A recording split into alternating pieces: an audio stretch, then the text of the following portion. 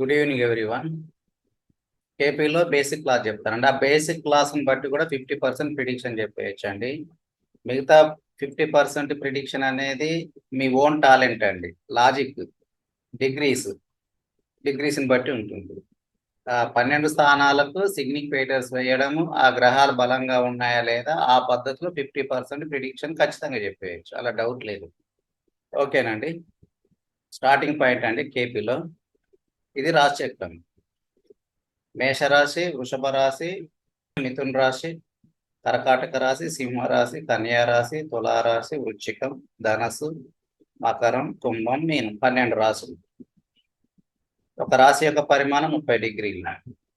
ఈ మేషరాశికి అధిపతి కుజుడు ఇచ్చాను, అగ్నితత్వం ఇచ్చాను, చరరాశి ఇచ్చాను, పురుష రాశి ఇచ్చాను. తర్వాత రెండవ రాశి వృషభ రాశి, కాలపురుష కుండలిలో శుక్రుడు అధిపతి, భూతత్వం, స్థిర రాశి, స్త్రీ అని ఇచ్చాడు. ఇట్లా 12 రాశులు ఉన్నాయండి. ఇక్కడ లాజిక్ ఏంటో చూడండి. మనం ఫస్ట్ అసలు బాగుందా లేదా అనేది చార్ట్, బాగుందా లేదా అని చెప్పేయచ్చండి. ఇక ఎప్పుడు బాగుంటుంది ఏంటనేది మీరు బాగా ఎనాలిజ్ చేస్తే చెప్పగలుగుతారు. ఇప్పుడు చూడండి, చార్ట్ చూడంగానే, గ్రహాల యొక్క పొజిషన్ చూడంగానే, అతని యొక్క స్టేటస్ ఏంటిది, అతని యొక్క ఫైనాన్షియల్ స్టేటస్ ఏంటిది, మ్యారేజ్ ఉందా లేదా, అవి చెప్పగలుగుతాను. కానీ మ్యారేజ్ ఎప్పుడు జరుగుతుంది అనేది మీరు కంప్లీట్గా ఎనాలిజ్ చేస్తేనే చెప్పగలుగుతామండి. క్లాసెస్ విని 10 క్లాసెస్ 20 క్లాసెస్ వింటే ఎవ్వరు చెప్పలేరు. అయితే చూడడం వల్ల ఒక ఐడియా వస్తుంది, అతనికి అవుతుందా లేదా, అవుతే ఎప్పుడు అవుతుంది. మరి ఎప్పుడు అవుతుంది అనేది ఖచ్చితంగా చెప్పాలనేది చాలా కష్టం అండి. అలాగే ఫైనాన్షియల్ స్టేటస్ ఎలా ఉంది, ఉంటే ఎప్పటి నుంచి బాగుంటుంది, ఎప్పటి నుంచి బాగుంటుంది అని చెప్పేది చాలా కష్టం. ఓవరాల్గా ఫైనాన్షియల్ స్టేటస్ బాగుంటుందని చెప్పవచ్చు. ఇది కాలపురుష కుండలిలో ఫస్ట్ చూడాల్సింది ఏంటి, అందరికీ ఏ పుస్తకాల్లో చదివినా కేంద్ర స్థానాలు, పౌన స్థానాలు అన్ని రాసి పెడతారు బుక్కుల్లో, అంతే కదండి. కర్కాటక లగ్నం అయింది అనుకోండి, కర్కాటక లగ్నం నుండి కూడా 1, 4, 7, 10 ఉంటాయండి, అంతే కదా. మరి కాలపురుష కుండలిలో మేషం నుంచి స్టార్ట్ అవుతుంది కదా, స్టార్టింగ్ పాయింట్ కదా. ఇక్కడ నుండి కూడా 1, 4, 7, 10 అనేది మన మైండ్లో ఫిక్స్ అవ్వాలి. అర్థమైందా అండి. ఈ లగ్నం చాలా మంది చూసిన లగ్నం ప్రకారమే చూస్తారు. మైండ్లో ఈ క్యాలిక్యులేషన్ ఉండాలి. ఈ మైండ్లో ఈ క్యాలిక్యులేషన్ ఏ సాఫ్ట్వేర్లో రాదు, మన మైండ్ సాఫ్ట్వేర్లో ఫిక్స్ చేసుకోవాలి. అర్థమైందా అండి. ఏ సాఫ్ట్వేర్లో అయినా సరే లగ్నం నుండి 1, 4, 7, 10 అనేది అక్కడ క్లియర్గా రాస్తారు.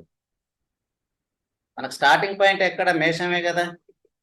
మేషం నుంచి 1, 4, 7, 10 కూడా ఉంటాయి. కాబట్టి ఇప్పుడు ఉదాహరణకు ఇది ఈ సమయానికి వేసుకున్న రాజు చెప్తామండి 6:52 నిమిషాలకు. ఇక లగ్నం ఏమైందండి ఈ సమయానికండి, ఆగస్టు 21, 2023 6:52 నిమిషాలు 5 సెకండ్లకు లగ్నం ఏమొచ్చింది, కుంభలగ్నం అయింది. కాబట్టి కుంభలగ్నానికి 1, 4, 7, 10 అనేది కేంద్ర స్థానాలు, అంతే కదా. మరి మేషరాశి కాలపురుష కుండలు ఎక్కడి నుంచి స్టార్ట్ అవుతుంది, న్యాచురల్ జోడియాక్ సైన్ మేషం నుండి. మేషం నుండి 1 అంటే కుజుడు, 4వ స్థానం అంటే చంద్రగ్రహం, 7వ స్థానం అంటే శుక్రుడు, 10వ స్థానం శనిగ్రహం. ఇవి మైండ్లో ఫిక్స్ అవ్వాలి కదండి, అంతే కదా. అది ఇప్పుడు చూడండి 1, 4, 7, 10 స్థానాలకు ఒకరికొకరికి మ్యూచువల్గా సిగ్నిఫికేషన్స్ ఉంటే పూర్ణ ఆయుస్. మరి 1, 4, 7, 10 వస్తేనేనా అండి అవి బలంగా ఉన్నాయా బలహీనంగా ఉన్నాయా అనేది చాలా ఎనాలిజ్ చేయాల్సిందే. చాలా మంది ఏమంటున్నారు, 1, 4, 7, 10కి మ్యూచువల్గా సిగ్నిఫికేషన్స్ వచ్చిన ఒకరి దృష్టి ఒకరి మీద పడ్డ పూర్ణ ఆయుస్సే. మరి లగ్నం ప్రకారం కుంభానికి అధిపతి ఎవరు, శనిగ్రహం. ఈ శనిగ్రహం ఏ నక్షత్రంలో అది గుడ్ కాంబినేషన్ బ్యాడ్ కాంబినేషన్ అని చూడాలి. మళ్ళీ 4వ స్థానాధిపతి ఎవరు, వృషభం, అంతే కదా. శుక్రుడి యొక్క పొజిషన్ బట్టి ఎక్కడుంది, ఇక్కడ శుక్రుడు బుధ నక్షత్రంలో డిగ్రీస్ ప్రకారం. ఈ నక్షత్రాలు తెలియాలండి. కేపీ అంటేనే 27 నక్షత్రాల పద్ధతి అండి, స్టెల్లార్ పద్ధతి. స్టెల్లార్ అంటేనే నక్షత్రాల పద్ధతి అండి. ఈ 27 నక్షత్రాల యొక్క పొజిషన్స్ బట్టి 50% ప్రిడిక్షన్ చెప్పేయచ్చు.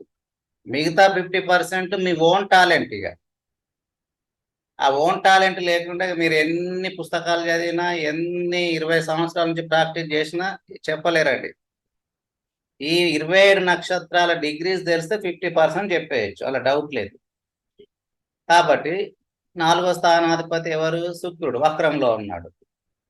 వక్రంలో ఉంటే మంచిదేనండి. ఎందులో ఉంటే మంచిది? లగ్నం ప్రకారము 3, 6, 8, 12 స్థానాల్లో ఉండకూడదు, ఉంటే మైనస్.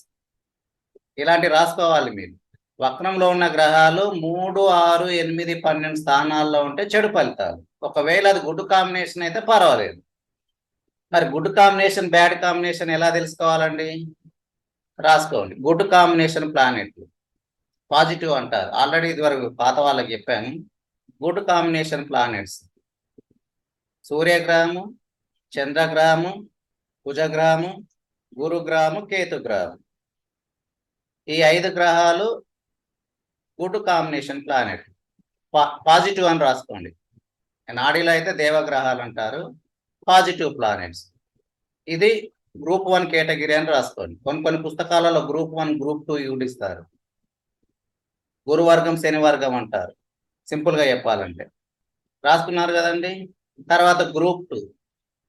గ్రూప్ 2 ఏంటండి? బుధగ్రహము, శుక్రగ్రహము, శనిగ్రహము, రాహుగ్రహం. ఈ 4 గ్రహాలు గ్రూప్ 2. ఫస్ట్ ఏమో గ్రూప్ 1. గ్రూప్ 1 గ్రహాలకు, గ్రూప్ 2 గ్రహాలకు ఒకరికి వస్తే ఆ ప్లానెట్ బ్యాడ్ కాంబినేషన్ అండి. అర్థమైంది కదండి. రాహు, కేతు గ్రహాలు డెస్టినీ బ్రేకర్స్. తర్వాత ఇప్పుడు మనం గ్రూప్ 1, గ్రూప్ 2 అని చెప్పాం. కాబట్టి గ్రూప్ 1కు, గ్రూప్ 2 గ్రహాలకు ఒకరికి వస్తే అది బ్యాడ్ కాంబినేషన్ అని చెప్పాను, అంతే కదండి. మరి అక్కడ కొన్ని మినహాయింపు ఉంటుంది. గురుగ్రహం గ్రూప్ 1లో ఉంది, శుక్రగ్రహం గ్రూప్ 2లో ఉంది. ఈ 2 గ్రహాల కలయిక గుడ్ కాంబినేషన్ అండి. తర్వాత గురుగ్రహం గ్రూప్ 1లో ఉంది, శనిగ్రహం గ్రూప్ 2లో ఉంది. ఈ 2 గ్రహాల కలయిక కూడా గుడ్ కాంబినేషన్. అట్లాగే సూర్యగ్రహం గ్రూప్ 1లో ఉంది, బుధగ్రహం గ్రూప్ 2లో ఉంది. ఈ 2 గ్రహాల కలయిక కూడా మంచిదేనండి. ఇక మిగిలిన కాంబినేషన్స్ ఒకరికి వస్తే బ్యాడ్ కాంబినేషన్ అండి. ఇది లాజిక్. ఇందులో కూడా వచ్చినంత మాత్రం కాదు, అది ఎన్ని డిగ్రీస్లో ఉంది, ఎన్ని డిగ్రీల దూరంలో ఉంది, ఇవన్నీ తెలియాలండి. ఇక మన కాన్సెప్ట్ ఏంటండి? 1, 4, 7, 10 స్థానాలు కేంద్ర స్థానాలకు వస్తే పూర్ణ ఆయుష్ అండి. అట్లాగే కోణ స్థానాలు ఉంటాయి కదా, 1, 5, 9. కాలపురుష కుండలి ప్రకారం 1వ స్థానాధిపతి కుజుడు, 5వ స్థానాధిపతి సూర్యగ్రహము, 9వ స్థానాధిపతి గురుగ్రహం. ఈ గ్రహాల కలయిక కూడా ఇన్కమ్ అండి. 1, 4, 7, 10 కేంద్ర స్థానాలేమో ఆయుష్, కోణ స్థానాలేమో ఇన్కమ్. ఇక్కడ కోణస్థానం ఎలా చూడాలండి? కాలపురుష కుండలి ప్రకారం మేషం నుండి కౌంట్ మేషం నుండి అనేది మైండ్లో ఉండాలి. లగ్నం ప్రకారం అనేది ఆటోమేటిక్గా సాఫ్ట్వేర్లో వచ్చేస్తుంది, అది ఈజీయే. కాబట్టి 1వ స్థానాధిపతి ఎవరు? శని. 5వ స్థానాధిపతి బుధుడు. 9వ స్థానాధిపతి శుక్రుడు. ఈ 3 గ్రహాలది గుడ్ కాంబినేషన్ అయితే ఇన్కమ్ బాగుంటుంది. దానికి అదనంగా గురుగ్రహంతో వస్తే మహా ధనయోగాలు ఉంటాయని అర్థం. ఇది మనం ఈ రాశిచక్రం చూడంగానే ఐడెంటిఫై చేసే విధానం అండి. ఇక మన తర్వాత కాన్సెప్ట్ ఏంటిది? ఇందులో 9 గ్రహాలు కూడా ఉంటాయి, అంతే కదండి. ఇక 9 గ్రహాలు. సూర్యగ్రహము ఇక్కడ ఇచ్చాము, అగ్నితత్వము, స్థిరతత్వము, క్షత్రియ ప్లానెట్, పురుష. మీరు గుర్తుపెట్టుకోవాల్సింది ఏంటిది? క్షత్రియ పురుష అని గుర్తుపెట్టుకోవాలండి. క్షత్రియుడు, పురుషుడు అని గుర్తుపెట్టుకోవాలి. తర్వాత చంద్రగ్రహం జలతత్వము, చర. వైశ్యుడు బిజినెస్ ప్లానెట్, స్త్రీ, కలర్ తెలుపు. తర్వాత కుజుడు అగ్నితత్వము, చర, క్షత్రియుడే, పురుషుడు, ఎరుపు. బుధగ్రహము భూతత్వము, ద్విస్వభావ గుణము, 2 లక్షణాలు ఉంటాయి. వైశ్యుడు, ఇది కూడా బిజినెస్ ప్లానెట్. ఇక్కడ నపుంసక ఇచ్చానండి. ఈ లింగతత్వం గుర్తుపెట్టుకోవాలండి, లింగాలు మనకు గుర్తుండాలి. నపుంసకాన్ని ఇచ్చాను. గురుగ్రహము వాయు, ఆకాశము, ద్విస్వభావం. ఒకవేళ గురుగ్రహం బాగా వీక్ అయింది అనుకోండి, అబ్రాడ్ ప్రయాణాలు ఎక్కువగా ఉంటాయి. బలంగా ఉంటే ఇంటి దగ్గర ఉంటారు. అర్థమైందా అండి? ఎవరి జాతకంలో అయినా గురుగ్రహం బలహీనంగా ఉందనుకోండి, తండ్రి తిట్టంగానే ఇంట్లో నుంచి అలిగి వెళ్ళిపోతారు. అది అందుకే వాయు ఇచ్చాను, ఆకాశం కూడా ఇచ్చాను. వాయు, ఆకాశం ఒకటి. బ్రాహ్మణ ప్లానెట్ అండి, అంటే వీళ్ళకు జ్యోతిష్యం బాగా వస్తుందని అర్థం. బ్రాహ్మణ ప్లానెట్, పురుషుడు, ఎల్లో కలర్. శుక్రుడు జలము, చర, బ్రాహ్మణ, ఇది కూడా బ్రాహ్మణ ప్లానెట్, స్త్రీ, తెలుపు. శని గ్రహం ఇక్కడ వాయుతత్వం ఇచ్చానండి, స్థిరం, శూద్రుడు అండి, కూలి పని చేయడము. ఒకవేళ ఈ గ్రహం బలంగా ఉంటే కూలి పని ఉండదు, మంచి హై పొజిషన్ లో ఉంటారు. బలహీనంగా ఉంటే లేబర్ పని, కూలి పని చేయడము ఇలాంటి నపుంసకాన్ని ఇచ్చాను. రావుకేతు గ్రహాలు కూడా ఈక్వల్ టు నపుంసకాన్ని తీసుకోవచ్చు. ఇది ఎవరితో ఎక్కువ జత కడితే ఆ క్వాలిటీస్ వస్తాయండి. కాబట్టి మనకు ఈ పురుష స్త్రీ ఈ ప్లానెట్లు ఇంపార్టెంట్ అండి. ఇక్కడ నపుంసకం ఏంటండి, బుధ గ్రహము, శని గ్రహము, రావుకేతు గ్రహాలు. మళ్ళీ పురుష ప్లానెట్లు ఎవరు ఇచ్చారండి, 3 గ్రహాలండి, సూర్యగ్రహము, కుజగ్రహము, గురుగ్రహము. స్త్రీ ప్లానెట్ 2, చంద్రగ్రహము, శుక్రగ్రహం, అంతే కదండి. ఇక్కడ 12వ స్థానం ఏంటండి, పడక సుఖాలు. లగ్నం ప్రకారం 12వ స్థానం బెడ్ కంఫర్ట్స్. ఇది ఈ లగ్నం చూడండి, ఈ లగ్నం ఉంది, తులా లగ్నం అయింది. 12వ స్థానం బెడ్ కంఫర్ట్స్, పడక సుఖాలు, అంతే కదండి. ఇక్కడ చూడండి లాజిక్. ఇక్కడ మనం కాలపురుష కుండలి ప్రకారం 12వ స్థానం ఏంటంది, మీనం కదా. మీనానికి ప్లస్ లగ్నం ప్రకారం వచ్చిన 12వ స్థానానికి ఎక్కువగా నపుంసక గ్రహాలతో వస్తే వాళ్ళకి మ్యారేజ్ కాదు. అర్థమైందా అండి? ఈ లాజిక్ పట్టుకోవాలి మీరు. కాలపురుష కుండలి అనేది మైండ్లో ఉండాలి, లగ్నం ప్రకారం అనేది మనకు ఎనాలిజ్ చేసుకోవాలి. సరేనండి. ఇక 9 గ్రహాలు అయినాయండి. తర్వాత ఏంటిదండి, 9 గ్రహాలు చెప్పుకుంది.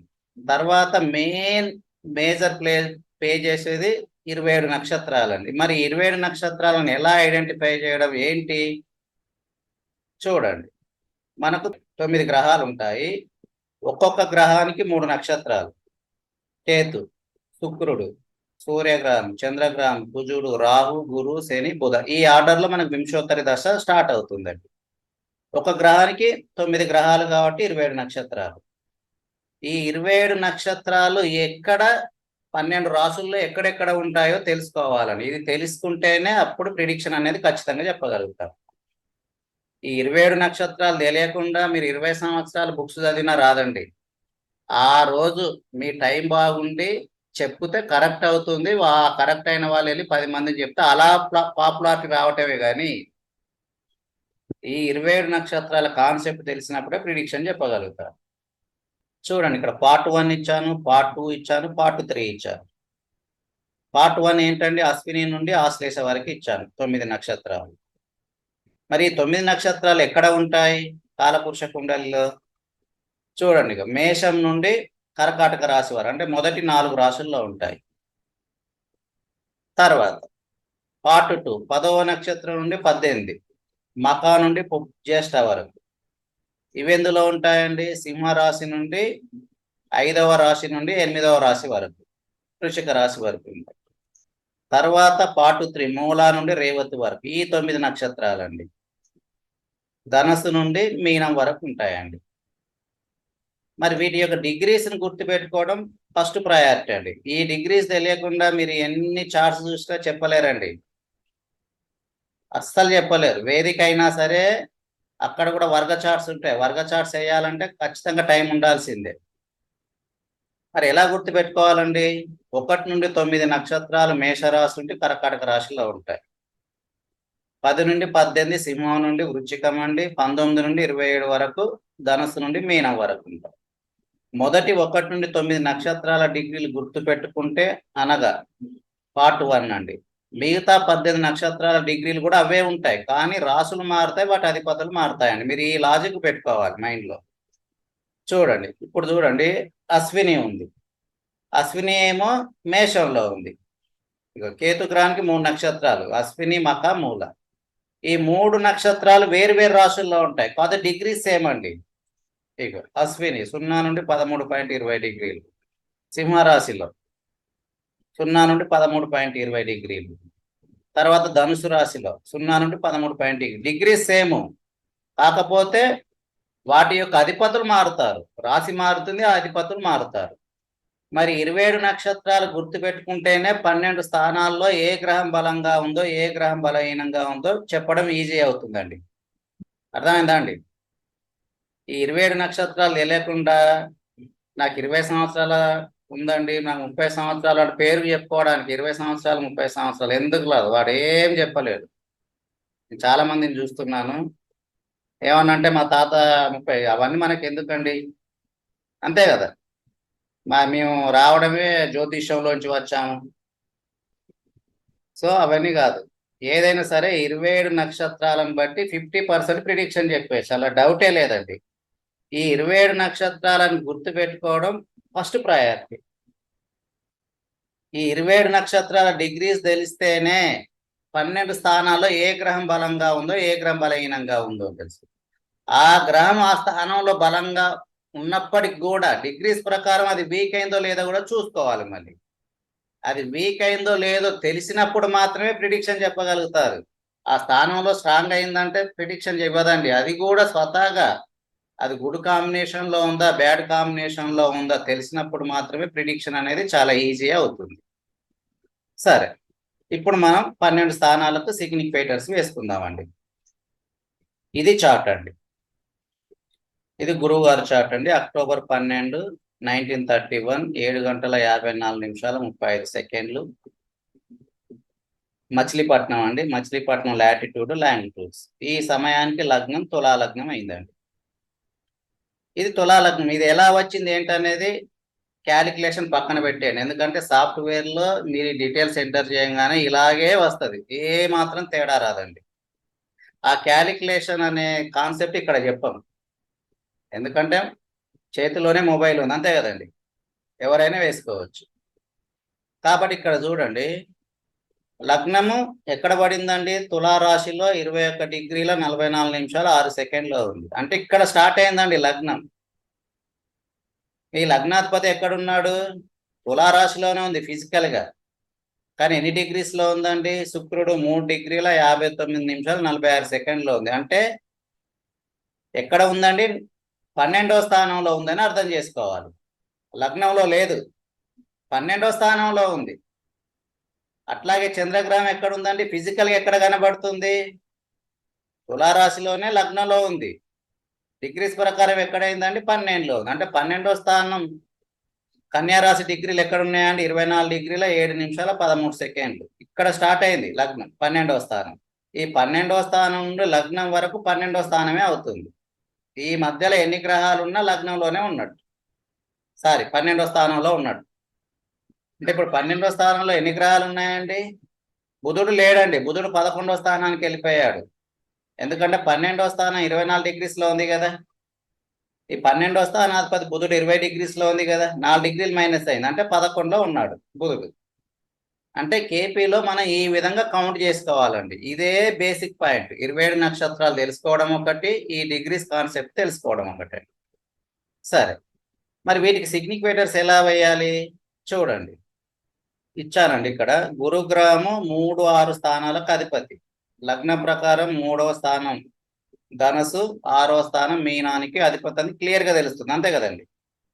మరి ఎందులో ఉన్నాడండి, 3, 6 స్థానాలకు అధిపతి అయిన గురుగ్రహం 10వ స్థానం కరకాటకంలో స్థితి అయ్యాడు, అంతే కదా. కాబట్టి 3, 6 స్థానాధిపతులకు అధిపతి అయిన 10లో ఉన్నాడు, 10లో బలంగా ఉన్నాడని అర్థం. అంటే 3, 6 స్థానాధిపతులది అంతగా ఇవ్వడని అర్థం 10వ స్థానంలో. మరి 10వ స్థానంలో ఎందులో ఉందండి, 10వ స్థానం కరకాటక రాశిలో బుధ గ్రహానికి చెందిన ఆశ్లేష నక్షత్రంలో స్థితి. మనం ఏమనుకున్నాం, నక్షత్రాలు తెలియాలనుకున్నాం కదా. ఆశ్లేష నక్షత్రంలో స్థితి కావటం చేత బుధుడు 9, 12 స్థానాలకు అధిపతి అయ్యాడు, అంతే కదా. కాబట్టి గురుగ్రహము 9, 12 స్థానాల్లో ఇంకా బలంగా ఉన్నాడు. మరి 9, 12 స్థానాలకు అధిపతి అయిన బుధుడు ఎక్కడున్నాడు, 11లో ఉన్నాడు కేపీ ప్రకారం. అంటే ఈ గురుగ్రహం 11కు స్ట్రాంగ్ అయ్యాడు. అంటే ఫైనల్ గా ఈ గురుగ్రహం 11వ స్థానం యొక్క ఫలితాలు ఇస్తాడు. అర్థమైంది కదండి. ఇక్కడ అదే ఇచ్చాను, 11వ స్థానానికి స్ట్రాంగ్ సిగ్నిఫైటర్ అయ్యాడు. అంటే గురుగ్రహం 11వ స్థానం యొక్క ఫలితాలు ఇస్తాడు. మరి 11వ స్థానానికి స్ట్రాంగ్ అయ్యాడు కదా, మరి సహజంగా ఆ గ్రహం వీక్ ఉందా బలంగా ఉందా, ఏ గ్రహాల యొక్క ఆస్పెక్ట్స్ ఇవన్నీ చూడాలి కదా. ఏపీలో ఏం చెప్తారు, 11కు వస్తే అది 100% ఫ్రూట్ఫుల్ సిగ్నిఫికేటర్ అని చెప్పేస్తారు. డౌట్ ఏం లేదు అందులో. ఓకే, 100% ఫ్రూట్ఫుల్ సిగ్నిఫికేటరే. అది సహజంగా మంచి గ్రహాల యొక్క ఆస్పెక్ట్ పడితే ఇంకా మంచిది. చెడు గ్రహాల యొక్క ఆస్పెక్ట్ పడింది అనుకోండి, అక్కడ 100% అన్న ఫలితం మైనస్ చేసుకోవాలి. అర్థమైందా అండి? ఇది లాజిక్ ఇక. కాబట్టి మరి రాహు గ్రహం యొక్క దృష్టి దీనిపైన ఉంది. కాకపోతే డిగ్రీస్ దూరం అయిపోయారు, పనిచేయదు. రాహు గ్రహం యొక్క దృష్టి 10, ఒక 10% పనిచేస్తుంది. ఇంకోటి, గురు రాహు గ్రహాల కాంబినేషన్ మంచిదండి, గుర్తుపెట్టుకోండి. ఒకటి గురుగ్రహం ఏమో పార్ట్ 2లో ఉంది, సారీ రాహుగ్రహం పార్ట్ 2లో ఉంది, గురుగ్రహం పార్ట్ 1 చెప్పాను. ఈ 2 గ్రహాల కాంబినేషన్ కూడా గుడ్ కాంబినేషనేనండి. కాకపోతే డిగ్రీస్ దూరం అయిపోయారు. ఇంకే గ్రహం పడిందండి, గురుగ్రహం 24 డిగ్రీస్లో ఉంది, సారీ శనిగ్రహం 24 డిగ్రీస్లో ఉంది, గురుగ్రహం 24 డిగ్రీస్ మ్యాచ్ అయినాయి కదా. అంటే శని యొక్క ఆస్పెక్ట్ గురుగ్రహం ఉంది, గురువు యొక్క ఆస్పెక్ట్ శనిగ్రహం మీద ఉంది. శనిగ్రహానికి 8వ స్థానం అవుతుంది కర్కాటకం, గురుగ్రహానికి 6వ స్థానం అవుతుంది. 6, 8 అయినా సరే 100% వచ్చినట్టు. ఇంకోటి, గురు శని గ్రహాల కాంబినేషన్ కూడా మంచిదే అని చెప్పుకున్నాం, అంతే కదా.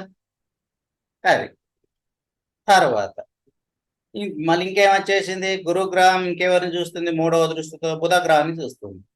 మరి బుధ గ్రహానికి 11వ స్థానంలో ఎవరున్నారు, గురుగ్రహం ఉన్నారు. అంటే బుధ నక్షత్రంలో ఉంది కాబట్టి బుధ గ్రహం యొక్క 3వ దృష్టి 100% పనిచేస్తుంది. అంటే ఇక్కడ గురుగ్రహం యొక్క స్ట్రెంత్ పెరిగింది, అంతే కదండి. పర్లే, ఓకే, ఇంతవరకు ఓకేనండి. మరి గురుగ్రహము 11వ స్థానానికి స్ట్రాంగ్ అని చెప్పుకున్నాం కదా, అంతే కదండి, స్ట్రాంగ్ అయ్యాడు. మరి గురుగ్రహం 11వ స్థానానికి ఎలాంటి విషయానికి కారకత్వం వహిస్తాడు, అది తెలియాలి కదండి ఫలితం చెప్పాలంటే, అంతే కదా. అది తెలియకుండా చెప్పలేం కదా. గురుగ్రహం 11వ స్థానానికి కమ్యూనికేషన్స్ అండి, లైఫ్ లాంగ్ బాండింగ్, ఏ వ్యాపారం చేసినా సక్సెస్ఫుల్లో ఉంటారు. అర్థమైందా అండి? ఇంకా చాలా ఉంటాయి గురుగ్రహానికి. మరి గురు శని గ్రహాల కాంబినేషన్ ఏంటిది, ఏ ఫీల్డ్ అయినా సరే మంచి ఇన్కమ్ ఉంటుంది. అంటే ఫస్ట్ మన కారకత్వాలు తెలియాలి. గురుగ్రహం 10లో కూడా ఉన్నాడు.